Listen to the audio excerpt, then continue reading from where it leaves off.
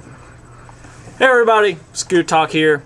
I'm Hugh Kellenberger. This is Dustin Dopirak to my right. In the second row is Andy Graham. Yep. Make sure you speak up, Andy, so the people at home can hear you. We are all in the office at 9 o'clock on a Sunday because Fred Glass either surprised no one or surprised everyone by making a decision to relieve Bill Lynch of his coaching duties today. I don't know that it was a little bit surprising that it was today, I guess. That he just made it so swiftly. I expected him to at least take, I guess, today to sort of think and, kind of get it all together. But I guess he said, that his plan the entire time was to take the result of the Bucket game, sleep on it, and wake up and make his decision. Obviously, he had been putting together a lot of information about his decision before today. This was not something he just woke up and did. But he'd kind of been considering it for a while, obviously, with the way the season was going, and decided that yesterday's result was not enough to retain Lynch. He said that he had three options. Obviously, either A was giving him an extension, and he didn't want to do that because 3 Big Ten wins in 3 seasons is not... it does not merit an extension, to directly quote him. Right, exactly. Then obviously the other option was to keep him around for a year. He decided there would be too much, tension, I guess he used the word tenseness, involved in every decision and every play, that it just wouldn't be healthy really for the program or for Lynch. So the other option then was to... It's not. It's you could have picked ignore. Jeez. Man, Andy anyway. just got a new phone. Yeah, I don't know how to stop it. You don't know how to stop it? Yeah. Watch. Yeah, Done. No, see. Really? Good luck. No. Oh, does anybody know how to use is it Android? Anyway. Yeah, It's a droid. Droid, yeah. You can't ignore it. I'm still Moving figuring on. it out. Moving on. Back to Bill. Back to Bill. So anyway, Fred made that decision that, barring since those 2 other options wouldn't work, he had to go with making a change. And basically came in today, and he looked worn out. I mean, he looked kind of emotionally exhausted by the He whole did thing. say he was reveling last night. He was reveling last fair. night. This is true. You look worn out after not reveling as well. Anyway, true. Not going to make any... assumptions there. It But was a point being, It was a bucket win. Are you Right. implying that Dustin indulges in late night revels? Is that what you're saying? No, Yeah. not me. Never. Only on Friday and Saturday nights. Still. Okay, point being, I guess get back to football here. But point being, I mean, he was pretty busted up about it. I think it was obvious that this is a decision, this is a move that nobody wanted to have to make, because as we've said on here 1,000 times, as Fred has said 1,000 times, and as he said 1,000 times today, you can't find a nicer guy. Few on earth, and definitely very few in college football coaching than Bill Lynch. Well, Fred started his entire press conference by saying, well, it's been my experience that that to do the right thing is often the hardest thing. Yeah. And I think that pretty much set the tone for his remarks early on. Right. And I'm pretty certain, I don't think I've ever heard of a press conference that was quite like this, I guess, in terms of the amount of profuse compliments for the outgoing guy. I mean, there's usually like that. They kind of, I guess, thank the guy for his services and say he tried hard or whatever. But, I mean, Fred really laid it These on kind of comments are usually reserved for a retirement press conference. Yeah. Exactly. Not this guy won 3 Big Ten games in 3 seasons press conference. And you could tell it was totally sincere. And, And I have to say that as the press conference continued on from there, I thought it was an impressive performance. It was cogent. It was comprehensive. He didn't address quite every point, and maybe we'll get to that later, because Hugh brought up an interesting question as we were talking earlier in the office this evening. But I thought it was a very thorough, and I think if you're an Indiana fan, a very reassuring performance by the athletic director in regard to the football situation. Yeah, my point real quickly was just that I'm writing a story for tomorrow's paper about what's next for the actual football team. They've decided on a 6-man team to kind of head 6-person team to kind of head up the program. It's chaired by Scott Dolson, who's in charge of the varsity club, who's the deputy athletic director. Anthony Thompson is on it. Mark Deal, who's in football operations, previously been an assistant coach. Wakanaka, the strength and conditioning coordinator. Wateska, sorry.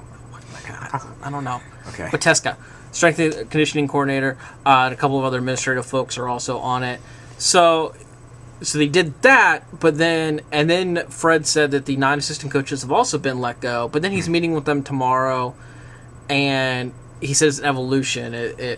things are going to happen. Maybe they're not being kicked out. Essentially, Right. They do not have to be out of the building by noon tomorrow. Right. And in fact, it sounded very vague. Like they could continue coming to the office if they wanted to. IU's going to help them find new jobs. He said that he would suggest to whatever the new coach is that he at least interview any interested current assistant coaches, or I guess current former assistant coaches. So that to me just led some vague generalities that we need to figure out in the next couple of days of who's actually in charge of the football program right now. Right. And if you're a member of the football program and you have a question or somebody, who do you go to? Or recruit. Or a recruit. Recruit, that's really the biggest thing. Recruit, right. Who's the point person? Right, right. But that just didn't come up maybe partially because he just wasn't asked. We'll figure that out. We'll figure that out. We'll report back. But one thing he did make clear and was pretty unequivocal about was that he feels that he has the financial wherewithal to hire competitively.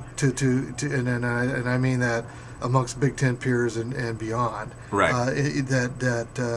Maybe for the first time in my memory, Indiana might actually swing for the fences a bit in regard to trying to hire a football coach. Just hiring Chuck Nidus to me really said a lot. Chuck Explain Nidus to is people who he is. Chuck Nidus is a consulting firm guy. He's had a lot of different jobs. I think he was a conference commissioner of the Big 12 at one point. He put Urban Meyer at Florida. He put Mac Brown at Texas. He put Bob Stoops at Oklahoma, Mark Rick at Georgia, Les Miles at Oklahoma State and LSU, Butch Davis at UNC, Tom O'Brien at NC State, and those are just recently. Yeah. I still haven't done enough research. I think he's responsible. I mean, he's obviously responsible for hires in the last couple of years. And further that going back. Yeah. Right, he's done San Diego State before, so he may actually be responsible for Brady Hoke to San Diego State, which would definitely be interesting given that Brady Hoke's a name certain to be on the short list should Yeah. And he brought up other really key people, football people. He said it might be reassuring to you, whereas I think that I've been a football fan. I've learned a lot, but I have actual tried and true football people, Bill Poley and Tony Dungy, and others who will help inform this process. And you talk about the search firm. Some people say like, why hire a search firm at all? And the reason you do, for example, is because they could contact coaches, and then coaches have plausible deniability. If they say, "Has Indiana contacted you?" and you can say no. No, Yeah. actually, more than anything else, contacted you. more than anything else, the best thing the search firms do is make sure we can't find out who they're interviewing. Exactly. Okay, And that's that's really annoying. at the end of the day what it's for. That annoying. But sucks coaches for can us. get plausible But- deniability. Right, exactly. We can't. But he does. Chuck Nice will do more than that. He will take a list of the profile, the qualities that IU wants in his next coach. Right. What it will be able to pay, and then he will figure out who is out there that fits that, and then who is interested. The way I've seen it And work then- before. Go ahead. And then we'll take those Right. people to Indiana, and Yeah. Indiana can then make a decision, Sort them interview those people. It just makes it a much more level-headed right. process that does not happen with the search committee. The way I've seen it work before, and people are always like, "Well, you're an athletic director. How do you not know who you're going to hire? What do you need a search firm guy for?" Well, basically, the way I've seen it work before is, you do have a list. You have a short list of guys that you think about for the next position because you never know when someone's going to leave or you're going to have to fire somebody or whatever. You're he always said he had a considering about short this, list. and he does. But you take your short list to that firm, and maybe there's guys out there that you haven't thought about. I mean, that you just don't operate maybe in that part of the world. Or that you in wouldn't that think part of would the be country. interested. Right. You might not think would be interested, or just for whatever reason, they might not be on your short list, and they might be a better fit than guys you were thinking about. It just allows more sources of opinion, I guess, and of thought and of contacts to put something together like that. So for every reason, I mean, everybody uses a search firm now. And it's also true, that Chuck himself is expensive. It's another. I saw another somewhere. sign I of think San seriousness Diego on it. State he charged $30,000. Yeah. So it's So not in cheap. and of itself, That shows a commitment, or that shows that finances are not necessarily going to be an issue. about right, it. they're I not guess going cheap. the question is really what's cheap. Like what are they going to pay? I don't think there's any question they go 7 figures on this hire. Oh, absolutely. I think that's a foregone conclusion. Now the question, I guess, is, I mean, I still don't think they pay Urban Meyer money. No, I still absolutely don't think they not. go up that Absolutely high. I mean, not. I don't know if 2 is the ceiling. I think they won't tell I us would that, be I'm sure. I would be shocked to see a 2 in front of it. Yeah. I would say 1 to 1.5 with incentives Right. Right. Well, and that it's are both attainable and then very big money incentives. Right. If the go coach to bowl games, go to win. if the Rose Bowl, and it depends on here's everything. It depends on who's here's the interested. athletic department. It depends on who they can actually attract and who's interested. I mean, we talked about this earlier. They might not in any way be able to attract Jim Harbaugh. Let's say They're not. But Jim Harbaugh, just to throw out a figure, makes 1.25 at Stanford. It's not like he's out of the. It's not like he's beyond the pale economically. So the trick is finding somebody who is interested, who also is probably going to be affordable, where you can give them a nice bump, but they're not going to be out of your price. And also key will be the total compensation package in terms of what you will pay to your coordinators. Right. Indiana has not paid Bill Lynch a great salary. They have paid their coordinators even less. Right. Yeah, there are coordinators out there who are getting paid more than Bill Lynch was getting paid. Right. Yeah. So I think in terms of a total compensation package, it has to have a 3 in front of it. Yeah. I mean, the assistance thing is important. I mean, I think that's all just as good of a way to get a head coach involved as to actually pay him, because it is important to them that their assistants be paid well. They have the opportunity to go out and get guys.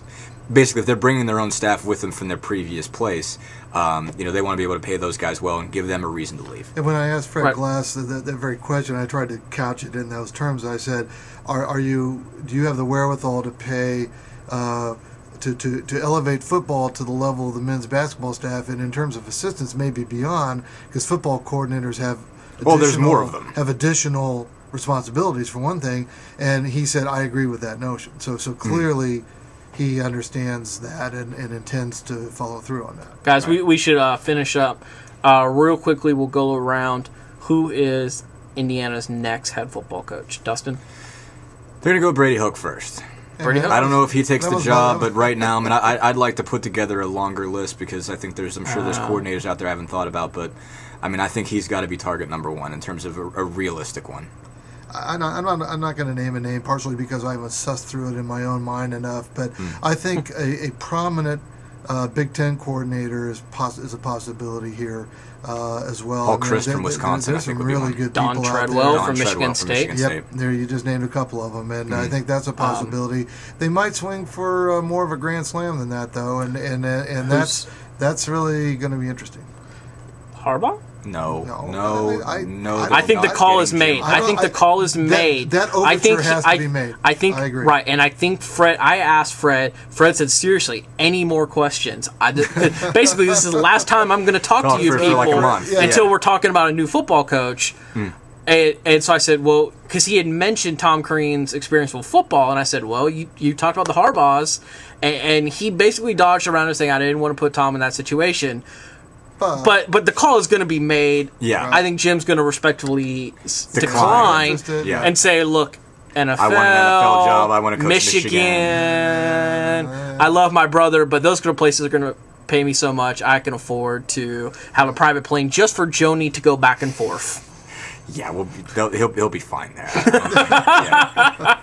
Yeah. I don't think anybody's worried about the travel costs in that family. Also, John Gruden's not coming. No. John Gruden's not coming. Don't ask. Mike Leach is not coming. And we're probably going to. I don't think Mike Leach is We're probably not going to know for a while, because Fred said, going back to his political days, the people who don't know are going to be talking, and the people who know ain't going to be talking. Words to that effect. I will leave you on this thought.